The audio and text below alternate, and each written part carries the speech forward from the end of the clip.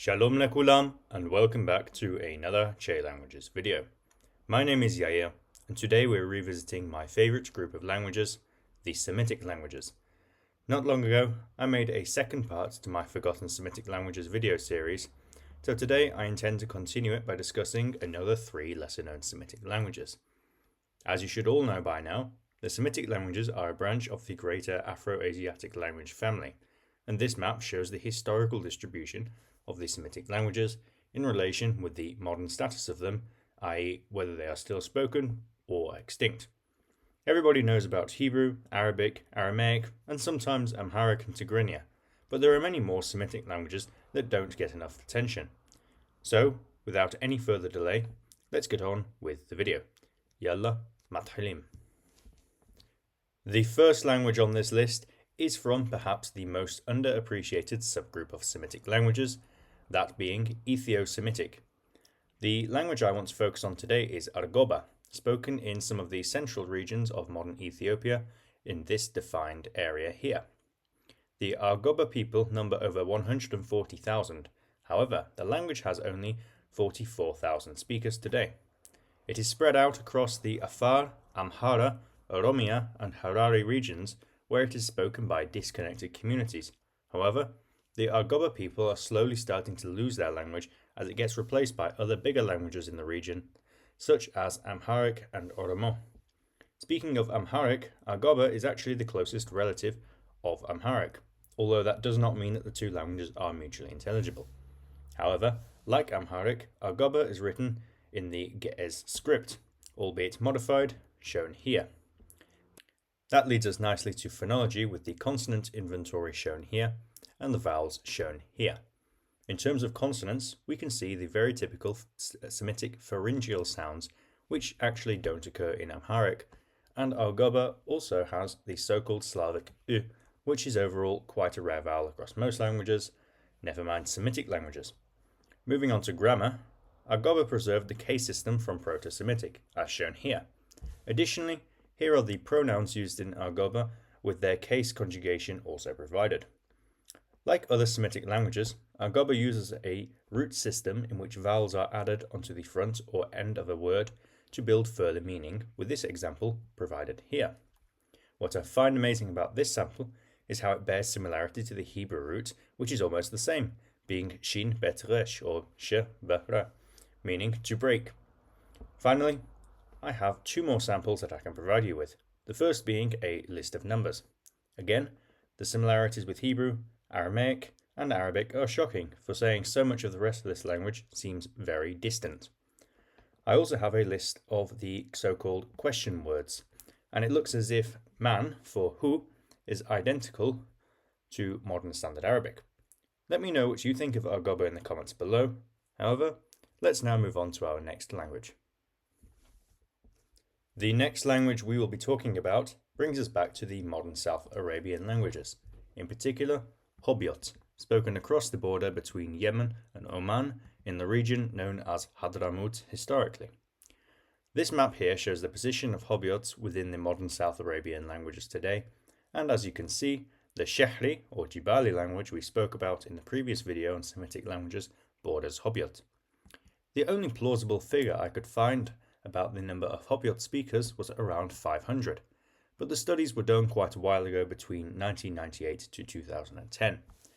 As mentioned, Hobyot is one of the modern South Arabian languages and borders Mehri and Shehri, and studies have shown that the speakers of Hobyot frequently mix words and phrases from Mehri, which has put the classification of Hobyot into question. However, what has been documented supports its position as its own language. Sadly, Hobyot is critically endangered, and the 500 speakers figure is probably lower today, with an estimated 40 speakers in Yemen and the rest in Oman. Moving on, however, these are the vowels in Hobyot. Nice and simple, right? Well, here are the consonants, which display such a vast array of sounds. I like how, once again, the voiceless alveolar lateral fricative makes an appearance, which we have seen in all the modern South Arabian languages we've looked at so far. The amount of pharyngealized consonants is also very impressive. Now, sadly, I don't have a lot to say about this language that I haven't already said, but I did find one of the research articles which I will link in the corner now. It provides effectively a very long word list with some sentence samples, so I pulled 2 examples from random. The first one is this sentence, meaning, my daughter, peel a banana for your younger brother. I could spot the word mozit as banana, as this resembles the Hebrew and Arabic word moz. The second sentence I have translates to, we must cross the Dhofar mountains to reach Thumrait. Thumrait is a town in Oman, and although none of the words here look familiar to me, other than of course Thamrit, being the Hobbit's name for Thumrait, I wonder if Ha might mean mountain, as the word is very similar in Hebrew.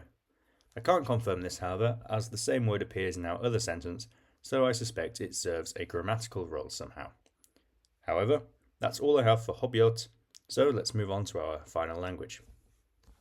Before I move on to the last language, however, I want to quickly remind you all that you can now become a member on this channel. Thanks to the success so far in membership, I recently opened up the Discord server so all members can join. To those members who have not yet joined the server, the link is in a members only post on my channel page. Thank you to Jaden, Jeffrey Schweitzer, Kennedy, Slaj, Socrates, Cona, Silvera, and Yona for all becoming members.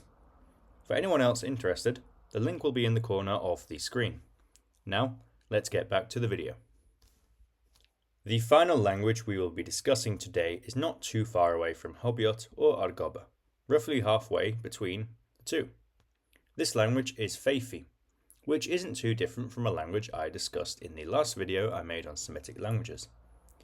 Here is a map of Yemeni dialects. It is the, quote, dialect shown right at the top, crossing the border between Yemen and Saudi Arabia. However, Faifi is almost certainly a language on its own. Faifi is believed to have around 50,000 speakers, and if you haven't already guessed, it is very closely related to the Razikhi language we discussed in my previous video on this topic. Faifi is actually located entirely on the Arabian side of the border, so maps like the last one clearly group Faifi and Razikhi together as one. If you remember what's special about these languages, it's that they are possibly the only living descendants of the old South Arabian languages, or Sahaidic languages, which are otherwise thought to be long extinct. These languages included Sabaean, Minan, Hadramautic, Katabanian, and Himyaritic. What I found particularly interesting is how on the Arabic language version of the Wikipedia page for our previous language, Hobbit, it showed this map, which isn't available on the English language version, quite definitively agreeing that Razikhi and Faifi are South Arabian languages, grouped in with the modern South Arabian languages. Although my Arabic isn't great, I think it's calling these old South Arabian descendants Himyaritic, which is good to know that the legacy of the kingdom of Himyar survives on in Arabic. Moving on, however, taking a look at the phonology of Faifi, we can see that once again we have a very big consonant inventory. However, what separates the modern South Arabian languages from these possible old South Arabian language descendants is that they lack the voiceless alveolar lateral fricative, which we saw earlier in Hobbit and in earlier videos in Shahri and Socrates. Faifi does, however, boast more phonemes than what exists in Arabic, which serves as further evidence that it is not an Arabic dialect. Annoyingly, getting samples of Faifi was difficult, but I did find this one research thesis done by a native speaker of Faifi who lives in California called Saleem Alfaife. The following samples are taken from his thesis, but I must note that he has written other work on Faifi, and I would like to thank him for being one of the only people documenting this language. He even has a video of him speaking Faifi, which I will link in the corner now. The first sentence means, I just met him a few moments ago. None of the words seem identifiable to me here as a Semitic languages enjoyer, but in the next sentence, they are eating bread, I immediately recognize the word khubza. I suspect it's an Arabic loanword. In the next sentence, however, give me something very short. Once again, I did not recognize any of the words. But in the last sentence, meaning I saw the green pen that I bought, I recognized the word galem from Arabic qalam. But that's it. The prefix im is the definite article in Faifi. I hope more research can be conducted and more samples will become available, because I find both Faifi and Razihi to be very interesting languages. Before I finish this section, however, I'd like to quickly mention one more language that is possibly derived from Old South Arabian, which is named after the village it's spoken in, Rija al-Ma. It was harder to find much information, so I did not dedicate a whole section to it, but it similarly shares the im prefix for the definite article. The samples I did find in an article, which I will link above, do look very similar to Arabic, however, making me think that this is most likely an Arabic dialect with an Old South Arabian substratum. The Wikipedia page calls it a, quote, speech variety rather than a language, so it's possible it's not quite as unique as Razihi and Faifi. But sadly, I couldn't find too much information on it to conclude anything for definite. If anyone knows any more, please do let me know. Overall, however, that's all I have for Faifi, so let's conclude this video now. Thank you all for watching this video. Once again, a special thanks to my members, who are all listed here. I hope you all learned something new. Please do feel free to let me know what you thought in the comments below. I'm sorry if this video was shorter than usual, but sadly there wasn't a lot of information on these languages. I really had to dig through some research articles to find some samples for you all, but I still wanted to highlight that they exist because I don't feel like they get enough attention. However, that's all for now, so until next time, toda rabba, ve yalla bye.